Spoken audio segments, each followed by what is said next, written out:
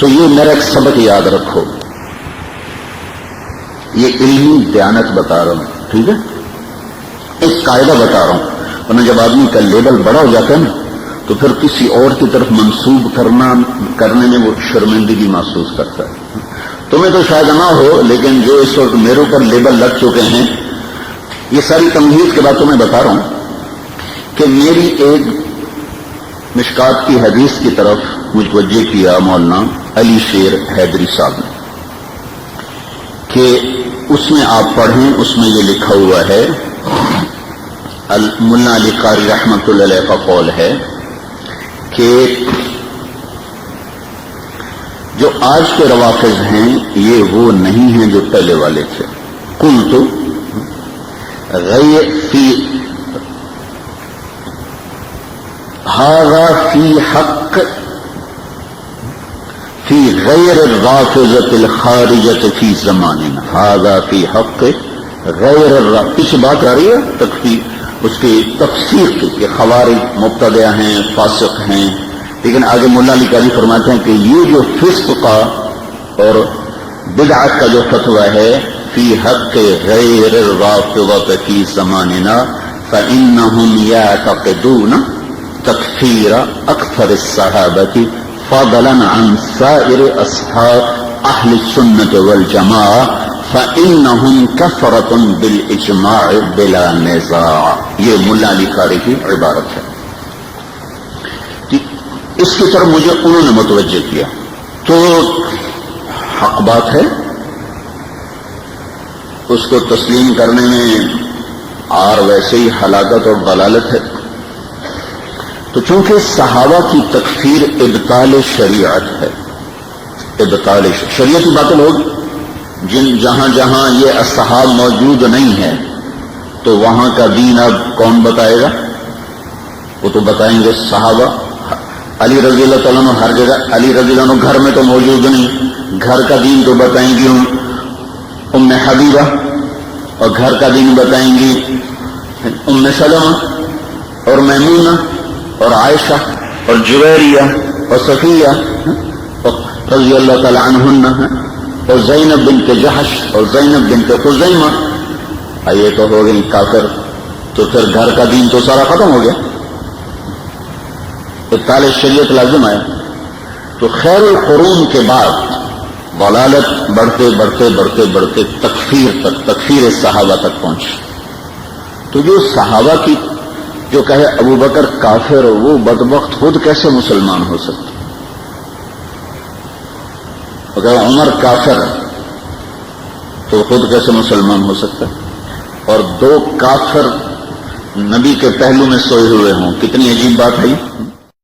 حدیث جو یہ قول بھی چونکہ موجود ہے کہ بیچ میں اللہ کے نبی کی قبر ہے اور دائیں طرف ابو بکر ہیں اور بائیں طرف عمر ہیں، تو ایک حدیث اس کی تائید کر دی وہ کہ آپ نے کہا کہ سب سے پہلے قبریں پھٹیں گی تو میری قبر پھٹے گی، سب سے پہلے میں قبر سے نکلوں گا، میرے دائیں طرف سے ابو بکر نکلے گا، میرے بائیں طرف سے عمر نکلے گا، ایک ہی حدیث۔ اور آپ نے ایک دفعہ ابو بکر کا ہاتھ پکڑا ہوا تھا سیدھے طرف اور عمر کا الٹے ہاتھ سے، اور آپ مسجد میں داخل ہوئے تو ادھر ابو بکر ادھر عمر، اور اپنے دونوں کے ہاتھ پکڑے تو آپ نے کہا ہاکذا نحشر یوم القیامہ، اسی طرح ہم قیامت کے دن اٹھائے جائیں گے۔ تو تکفیر صحابہ ابطال شریعت، ابطال شریعت کفر ہے۔ تو صحابہ کی تکفیر اکثر، صرف اکثر پر، جمیع وہ تو صرف 4 کو مسلمان مانتے ہیں، تو بہت سارے کافر ہو گئے نا، کوئی بھی مسلمان نہ بچے۔ تو یہ بات یقیناً کفر بواحہ ہے، کفر بواحہ ہے، یعنی کفر مستور نہیں ہے، کفر بواحہ ہے۔ تو میری نظر سے یہ عبارت نہیں گزری تھی، اس عبارت کی طرف مجھے متوجہ کیا مولانا علی شیر حیدری صاحب، اس لیے میں تمہارے سامنے اعتراف کر رہا ہوں اور تمہیں سبق دے رہا ہوں کہ جس سے نفع ہو اس کا اعتراف رکھنا۔ اللہ اللہ فی اصحابی، لا تتخذوهم غرضا من بعد. غرض سے مراد ہوتا ہے تنقید کا نشانہ. تنقید پر میرا نبی کرا اللہ اللہ اور تکفیر پھر کہاں چلی جائے گی؟ تو اسلام سے نکال دے.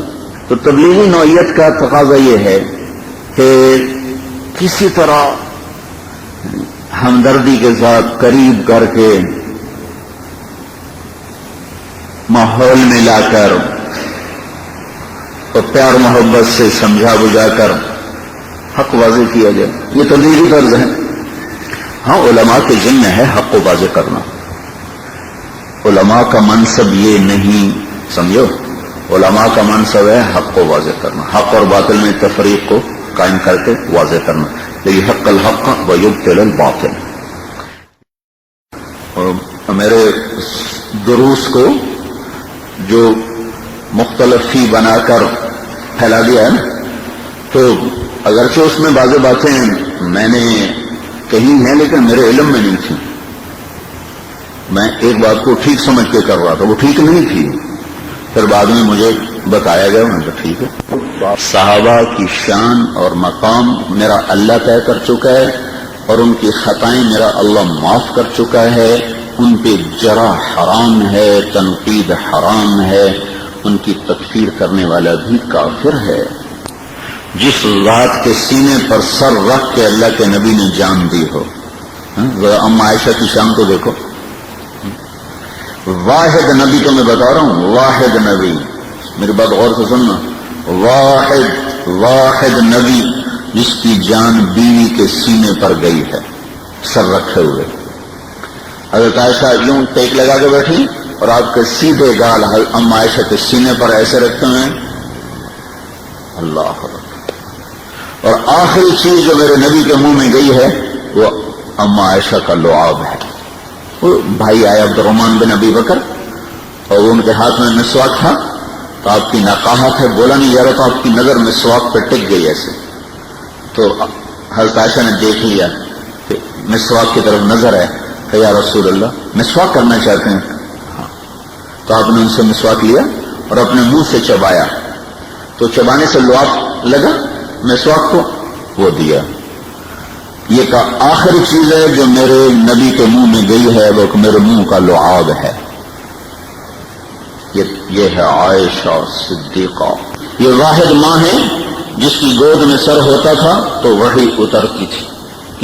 انہی کے حجرے پر 70,000 فرشتہ صبح کے درود و سلام پڑھ کر شام تک, اور شام کو 70,000 آتا ہے صبح تک, اور اسی حجرے میں سے آپ کو اٹھایا جائے گا. یہ فضائل عائشہ رضی اللہ تعالیٰ عنہ ہے. تو ان کو بدبخت کوئی کافر کہہ دے تو اس ملعون کے پلے کیا رہ گیا؟ وہ تو خود کفر سے بھی کوئی آگے چیز ہوتی تو وہاں چلا گیا. پھر اگر تہمت ہی لگا دے. اللہ تعالیٰ نیت کو بتا رہا ہے کہ یہ بھی میرے امر سے ہی جڑے ہوئے ہیں, میرے امر سے جڑے. اب البدایہ والنہایہ تم پڑھو, یا طبری پڑھو, یا ابن جریر پڑھو, یا ابن خلدون پڑھو. کیونکہ میں ابتدائی زمانے میں مجھے تاریخ کا شوق تھا, کالج زمانے سے, تو سب سے بے غبار تاریخ البدایہ والنہایہ ہے. لیکن اس میں بھی واقعات ایسے ہیں کہ اگر قرآن اور حدیث سامنے نہ ہو تو بہت سے صحابہ کے بارے میں دماغ میں تشویش پیدا ہو جاتی. اور مولانا جمشید صاحب سے ایک ہفتہ میری بات ہوئی تو ایک جملہ ان کی زبان سے نکلا اور میرے سورا غبار دھل گیا کہ صحابہ کو پرکھنے کا معیار البدایہ والنہایہ نہیں ہے. تاریخ ان کا تاریخ نہیں, میں ویسے وضاحت کر رہا ہوں. ان کا جملہ یہ تھا کہ صحابہ کی زندگی دین ہے, اور دین کو پرکھنے کا معیار تاریخ نہیں بلکہ قرآن اور حدیث ہے.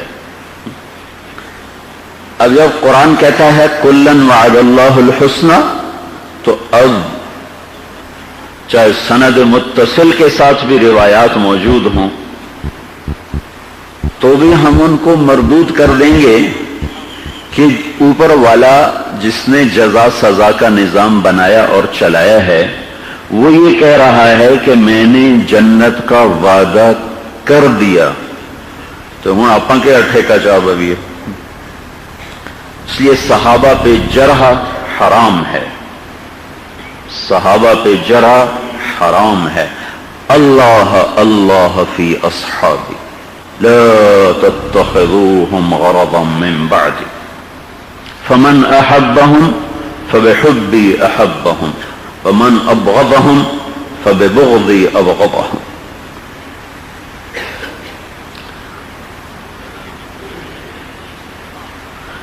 تو حتی تفیء الی امر اللہ فإن فاءت تفیء فاءت، یہ دونوں کلمات، یہ دونوں الفاظ اپنے اندر ان کی دیانت اور صداقت پر دلیل پیش کر رہے ہیں.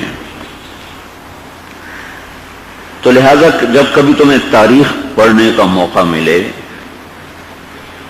تو تم ہوش میں رہنا، کہیں تمہارے دلوں پہ غبار نہ چھا جائے. بڑے بڑوں کے بارے میں تاریخی روایت، اچھا فرض کرو اگر یہ سب کچھ ٹھیک ایسا ہی ہو جیسا کہ لکھا ہے، بفرض محال کہہ رہا ہوں، پھر بھی اوپر والا کہہ رہا ہے میں نے جنت دے دی، تو اب کیا رہ گیا؟ حسن رضی اللہ تعالیٰ عنہ 6 ماہ خلافت اور اس کے بعد چھوڑ دیا، اور اللہ کے نبی کا قول سچا ہوا، ابنی ھذا سید سیصلح بین فئتین عظیمتین من المؤمنین.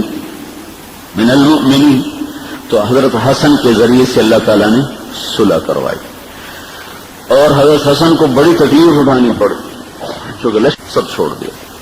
جب لوگوں نے زیادہ کہا تو کہا دیکھو بھائی، اگر خلافت میرا حق تھا تو میں نے معاویہ کو دے دی، اور اگر اس کا تھا تو اس کو جا کے مل گیا، تو اب تم مجھ سے کیوں لڑتے ہو؟ مسلمانوں کا خون میری وجہ سے بہے، مجھے یہ برداشت نہیں. پھر معاویہ رضی اللہ تعالیٰ عنہ کے انتقال کے قریب جو صورتحال تھی اس میں مرکزیت اہل شام کو حاصل تھی، اور ان کی ہمدردیاں بنو امیہ کے ساتھ تھی. تو اگر حضرت معاویہ رضی اللہ تعالیٰ عنہ حضرت ابو بکر کی طرح خاموش چلے جاتے تو بھی بہت بڑا فتنہ ہوتا. اگر وہ شورا بناتے تو بھی اس وقت ایسے لوگ موجود نہیں تھے. ایک ہی شکل باقی تھی، ابو بکر صدیق والی تھی، کسی کو متعین کریں. تو لہذا پہلی سفارش سنو اللہ کی، فاعف عنہم، اللہ سفارشی بنے. دیکھو جن کی اللہ سفارش کرے، اللہ اکبر، ان پر میں جرا کروں یا مودودی صاحب جرا کریں یا کوئی شیعہ جرا کرے تو اس سے ان کی شان میں کوئی کمی تو نہیں آ سکتی. جس نے پکڑنا ہے، اللہ اکبر اللہ اکبر سبحان اللہ، کیا ماؤں نے لال جنے تھے. جس نے پکڑنا ہے وہ کہہ رہا فاعف عنہم، معاف کر دو. وہ سفارشی بن رہا ہے، معاف کر دو. پھر صرف اتنا نہیں کہا تو معاف کر، کہ مجھ سے کہہ میں بھی معاف کروں، واستغفر لہم، مجھ سے بھی کہہ.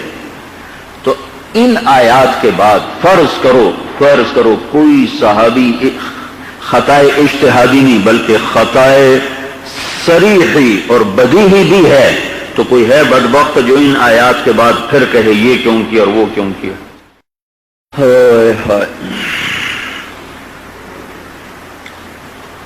اقرا بن حابس تمیمی اور عیینۃ بن حصن الفزاری، یہ بنو تمیم کے بڑے سردار، یہ پہلے شروع میں واقع آ چکا ہے. ان الذین ینادونک من وراء الحجرات، اور یہ بلکہ یا ایھا الذین آمنوا لا تقدموا سے بنو تمیم ہی کا قصہ چلا ہے. تو آ کر کہنے لگے کہ ہم تیری بات تو سنتے ہیں، تیرے پاس بیٹھتے ہیں، لیکن ہماری شرط ہے کہ ان غلاموں کو اٹھاؤ کہ کمی بھی بیٹھے ہوں ہم بھی بیٹھے ہوں. اور کمیوں سے کیا مراد لے؟ کمی اس زبان میں ترجمہ کر رہا ہوں، جو غلام، اس زمان غلام تھا، بلال، سہیب، سلمان، عبداللہ بن مسعود، اگرچہ غلاموں میں سے نہیں تھے لیکن غریب تھے، اور چند اور صحابہ صحابہ صفہ میں سے، ان کے بارے میں تو اللہ تعالیٰ کے نبی کو خیال آیا کہ یہ تو میرے اپنے ہیں، ان کو اٹھا بھی دوں تو کوئی نہیں، چلو یہ اس بہانے میری بات تو سنیں۔ کہا ٹھیک ہے۔ کہنے کہ نہیں، پہلے ہمیں لکھ کر دو کہ ہمارے ہوتے ہوئے یہ نہیں بیٹھیں گے۔ کہا ٹھیک ہے، لکھوا دیتا ہوں۔ تو آپ نے حضرت علی کو بلوایا لکھوانے کے لیے۔ حضرت علی کے آنے سے پہلے اللہ آ گیا، جبریل آ گیا، ان کو آپ نہیں ہٹا سکتے۔ لا تطرد الذين يدعون ربهم بالغداة والعشي يريدون وجهه ما عليك من حسابهم من شيء وما من حسابك عليهم من شيء۔ اب آگے ذرا غور کرنا، فتطردهم، پھر کیا ہوگا؟ فتكون من الظالمین۔ کس کو کہا جا رہا ہے؟ کن کی خاطر کہا جا رہا ہے اور کس کو کہا جا رہا ہے؟ ذرا جان بین میں غور کرو، کس کو کہا جا رہا ہے اور کیا لفظ آ رہا ہے؟ فتکون من الظالمین۔ اگرچہ یہ اسی صحبت کے طفیل یہ مقام ملا ہے، پر اس مقام ملنے کے بعد وہ اللہ کے اتنے قریب ہو چکے ہیں کہ اللہ اپنے نبی پر بھی عتاباً بات کر رہا ہے، ان کو آپ نے ہٹایا تو پھر آپ ظالمینوں میں سے ہو جائیں۔ تو آپ نے ان کو جاؤ بھائی تمہاری مرضی، بیٹھو مرضی نہ بیٹھو، میرے رب نے مجھے روک دیا ہے۔ اب یہ ایک قصہ تو چلا نا، تو ان کی دل آزاری ہوئی، چاہے بعد میں دل جوئی ہو بھی جائے نا، تو پہلے زخم کا نشان باقی رہتا ہے، انسانی طبیعت ہے۔ میں تم پر زیادتی کر کے معافی مانگ بھی لوں نا تو تم معاف کر دو، پھر بھی وہ اثر باقی رہتا ہے۔ تو اب اللہ نے اس اثر کو دھویا، وہ کیسے دھویا؟ وہ اس سے بھی اعلیٰ طریقے اور پیمانے پر دھویا۔ وَإِذَا جَاءَكَ الَّذِينَ يُؤْمِنُونَ بِآيَاتِنَا فَقُلْ سَلَامٌ عَلَيْكُمْ كَتَبَ رَبُّكُمْ عَلَى نَفْسِهِ الرَّحْمَةِ۔ یہ انہی کے بارے میں آیات نازل ہوئی ہیں۔ قانون شریعت یہ ہے کہ ہم یہ مجلس میں بیٹھے ہوئے ہیں، کوئی باہر سے آئے تو اس سے امر ہے کہ وہ ہمیں سلام کرے، ٹھیک ہے نا؟ ہمیں تو نہیں نا کہ ہم سلام کریں، اس سے حکم ہے کہ تو سلام کر۔ اللہ نے یہاں قانون بدلا، کہا کہ اے میرے حبیب جب تیری محفل میں یہ لوگ آئیں تو اگرچہ قانون یہ ہے کہ وہ آ کے سلام کریں، لیکن ان کے لیے ترمیم کی جا رہی، وہ یہ ہے کہ جب یہ لوگ آئیں تو انہیں سلام میں پہل کیا کر۔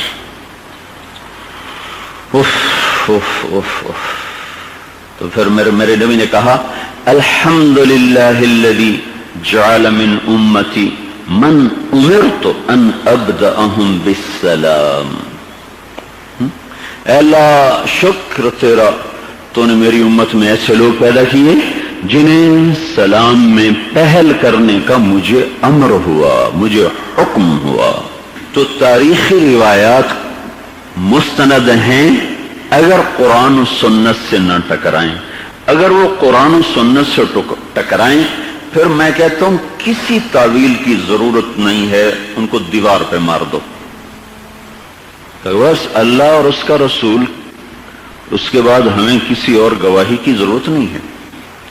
تو تمام اصحاب الصحابۃ کلہم عدول، اور عدول ہونا یہ بھی ایک اعزاز ہے، لیکن سب سے بڑا اعزاز ہے کلہم مغفور۔